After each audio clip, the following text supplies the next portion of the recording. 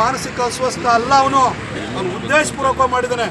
ಅವನನ್ನು ಮಾನಸಿಕ ಅಸ್ವಸ್ಥ ಅಂತ ಹೇಳಿ ಅವನ ರಕ್ಷಣೆ ಮಾಡ್ತಿದ್ದಾರಲ್ಲ, ಅವನಿಗೊಂದು ಸ್ಟೇಷನ್ ಮೇಲೆ ಕೊಟ್ಟು ಕಳಿಸಿದ್ದಾರೆ. ಆ ಹಸುವಿನ ಜೀವಕ್ಕೆ ಬೆಲೆ ಇಲ್ವಾ? ಇನ್ನೊಂದು ಗೌರಿಪಾಳ್ಯದ ಇನ್ನೊಬ್ಬರು ಸಾಬಣ್ಣ ಜಮೀರ್ ಅಹಮದ್ 3 ಹಸು ಕೊಟ್ಟೋಗಿದೆ. ಅಲ್ಲ ರೀ, ನೀವು 3 ಹಸು ನಮ್ಮ ಖರೀದಿ ಮಾಡಿ ತಂದು ಕೊಟ್ಬಿಟ್ರೆ ಆ ಪ್ರಕರಣ ಅಲ್ಲಿ ನಿಲ್ಲಲ್ಲ. ಹಸುವಿನ ಕೆತ್ತಕ್ಕೆ ಹೋಗಿದ್ದಾರಲ್ಲ, ಆ ಹಸುವಿಗೆ ನೋವಾಗಿಲ್ವಾ? ಅದನ್ನು ಮಾತೆಂತ ನಾವು ಪೂಜಿಸ್ತೀವಲ್ಲ, ನಮ್ಮ ಭಾವನೆಗಳಿಗೆ ಕಾಸಿ ಆಗಿಲ್ವಾ? ಆ ಸಾಬಣ್ಣ ಮಾಡಿ ತಪ್ಪು ಅಂತ ಯಾವತ್ತಾರೆ ಹೇಳಿದ್ರು ನೀವು? ಅವನಿಗೆ ಶಿಕ್ಷೆ ಕೊಡೋವಂಥದ್ರ ಬಗ್ಗೆ ಯೋಚನೆ ಮಾಡಿಲ್ಲ. ಒಂದು ಸ್ವೀಟ್ ರವಿ ಅವರು ಏನೋ ಅಂದರು ಅಂತೇಳಿ ಒಂದು ವಿಚಾರಕ್ಕೆ ಅದನ್ನೇ ಅನ್ಕೊಂಡು ಅವ್ರನ್ನ ಇಡೀ ಊರೆಲ್ಲ ಅವ್ರಿಗೆ ಕೊಡಬಾರ್ದು ಕಷ್ಟವನ್ನೆಲ್ಲ ಕೊಟ್ಟರೆ ಸ್ಟೇಷನ್ ಬೇರೆ ಕೊಟ್ಟು ಕಳಿಸ್ತೀರಾ? ನೀವು ಯಾರೊಂದು ರಕ್ಷಣೆಯನ್ನು ಮಾಡ್ತಿದ್ದೀರಿ? ರಾಜ್ಯ ಜನತೆಗೆ ಭಾಳ ಸ್ಪಷ್ಟವಾಗಿದೆ.